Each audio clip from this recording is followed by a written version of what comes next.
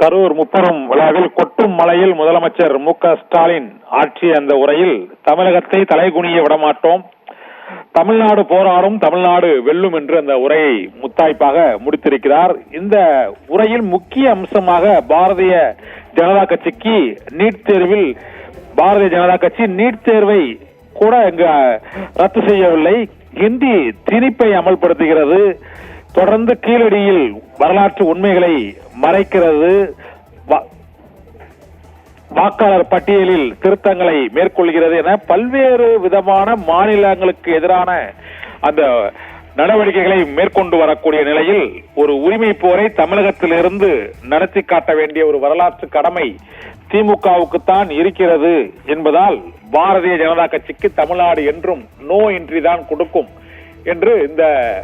பேச்சின் உள்ளடக்கமாக அவர் தெரிவித்திருக்கிறார். மற்றொன்று, 2000 ஆண்டுகளாக இந்த காவி சித்தாந்தத்திற்கு எதிராக திராவிட சித்தாந்தம் போராடி வருகிறது. அந்த திராவிட இயக்க சித்தாந்தத்தின்படி நாம் தொடர்ந்து போராடுவோம் என்றும் பாரதிய ஜனதா கட்சியின் கைப்பாவை அரசான அதிமுக அரசை தூக்கி எறிந்ததற்காக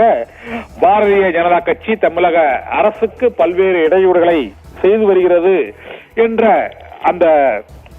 விமர்சனத்தையும் அவர் முன்வைத்தார். மேலும் 2026 தமிழகத்தில்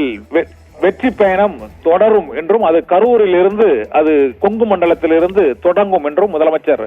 மு.க.ஸ்டாலின் இன்று ஆற்றிய உரையில் தெரிவித்திருக்கிறார். மற்றொன்று, அது அண்ணாயிசம் மற்றும் அடிமையிசம், அது தவிர அமித்ஷாயிசம் என்று அதிமுகவின் செயல்பாடுகள் தொடர்ந்து கொண்டு இருப்பதை நாம் பார்த்து கொண்டிருக்கிறோம். அவற்றை அனுமதிக்க முடியாது என்றும் முதலமைச்சர் மு.க.ஸ்டாலின் இந்த முப்பெரும் விழாவில் அதிமுகவையும் பாரதிய ஜனதா கட்சியும் மிக கடுமையாக விமர்சித்திருக்கிறார். பாரதிய ஜனதா கட்சிக்கு நோ என்றுதான் என்றும், அதிமுகவை பொறுத்தவரை அந்த கட்சி அடிமை அண்ணாயிசத்திலிருந்து மாறி அடிமையிசத்துக்கு இப்போது வளர்ச்சி பெற்றிருக்கிறது என்ற குற்றச்சாட்டையும் அவர் முன்வைத்தார். இது தவிர பாரதிய ஜனதா கட்சியின் முகமாகத்தான் அதிமுக தமிழகத்தில் செயல்பட்டு வருகிறது. காவி சித்தாந்தத்தின் முகமாக அதிமுக சிறிது சிறிதாக தம்மை மாற்றிக் கொண்டிருக்கிறது என்ற குற்றச்சாட்டையும் இந்த கரூரில் நடைபெற்ற திமுக முப்பெரும் விழாவில் முதலமைச்சர் தெரிவித்திருக்கிறார். இந்த பேச்சில் அவர் மிக முக்கியமாக அதிமுகவையும் பாரதிய ஜனதா கட்சியும் மிக கடுமையாக விமர்சித்ததுடன் காவி சித்தாந்தத்திற்கு எதிராக திராவிட சித்தாந்தத்தின் போராட்டம் 2000 ஆண்டுகளாக நீடித்து வரக்கூடிய அந்த காவி சித்தாந்த கொடுமைகளுக்கு எதிராக திராவிட இயக்கம் போராடும், அதன் சித்தாந்த மூலவர்களான பெரியார், கலைஞர், அண்ணா ஆகியோரின் வழியில் தாங்கள் தொடர்ந்து செயல்படுவோம் என்றும் முதலமைச்சர் மு.க.ஸ்டாலின் தெரிவித்ததுடன் இந்த விருது பெற்றவர்களை பொறுத்தவரை இந்த 7 பேரின் விருது பெற்றவர்கள் திராவிட இயக்கத்தில் அங்கு சாமானியர்கள் முதல் அங்கு ஊடகவியலாளர்கள் வரை அவர்களுக்கான உரிய அங்கீகாரம் அளிக்கப்படுவதை அவர் தொடர்ந்து இந்த முப்பெரும் விழாவிலும் தாங்கள் அதை தொடர்கிறோம் என்றும் இனிமேலும் அது தொடரும் என்ற உறுதியையும் அவர் கூறினார். மேலும் திராவிட மாடல் ஆட்சியினால் பலருக்கு வயிற்றெரிச்சல் இருக்கிறது என்றும், திராவிடம் என்றாலே என்ன ஒன்று தெரியாமல் அதிமுகவின் பொதுச் செயலாளர் இருக்கிறார் என்றும் எடப்பாடி பழனிசாமியை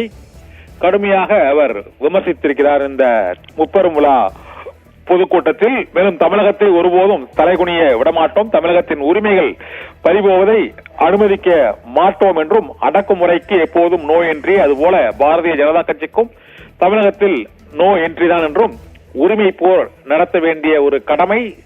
திமுகவுக்கு இருக்கிறது, நாடு முழுவதும் மாநிலங்களின் உரிமைகள் பறிக்கப்படுகிறது, மாநிலங்களுக்கான நிதி எதிர்க்கட்சிகள் ஆளும் மாநிலங்களில் அதற்கான நிதி தொடர்ந்து மறுக்கப்பட்டு வரும் நிலையிலும் நமது போராட்டம் தொடர்கிறது என்றும், இது 2026 தேர்தலிலும் பாரதிய ஜனதா கட்சியின் இந்த மாநில எதிர்ப்பு மற்றும் தமிழகத்தில் கொள்கை சித்தாந்த ரீதியாகவும் மற்றும் தமிழகத்திற்கான அந்த திட்டங்கள் ஹிந்தி திணிப்பிலிருந்து நீட் தேர்விலிருந்து தொடர்ச்சியாக இந்த கீழடி வரலாற்று உண்மைகள் மறைக்கப்பட்டதிலிருந்து வாக்காளர் பட்டியல் திருத்தம் வரை தொடர்ந்து தமிழகத்திற்கு பல்வேறு துரோகங்களை மத்திய அரசு செய்து வருகிறது என்றும் திமுக தலைவர் மு.க.ஸ்டாலின் இந்த கடுமையான குற்றச்சாட்டுகளை முன்வைத்து இதனால் 2026 புதிய வரலாற்றை படைக்க வேண்டும், அதற்கு ஓரணியில் தமிழ்நாடு திரள வேண்டும் என்ற வேண்டுகோளையும் தொண்டர்கள் மத்தியில் எழுப்பி இந்த வரலாறு தொடர வேண்டும், 2026 வெற்றி பயணம் தொடர வேண்டும் என்றும் அவர் தொண்டர்களிடையே அந்த கேள்வியையும் கேட்டு அதற்கான பதிலையும் பெற்று தமிழ்நாடு தலையுடைய விடமாட்டோம் என்பதை நமது இந்த முப்பெரும் விழாவில் சபதமாக ஏற்று தமிழ்நாடு போராடும், தமிழ்நாடு வெல்லும் என்ற உறுதிமொழியை அனைவரும் ஏற்போம் என்று கூறி முதலமைச்சர் தனது உரையில் அந்த திமுக தொண்டர்களுக்கு 2026 தேர்தலில் வெற்றிக்கான அழைப்பை விடுத்திருக்கிறார்.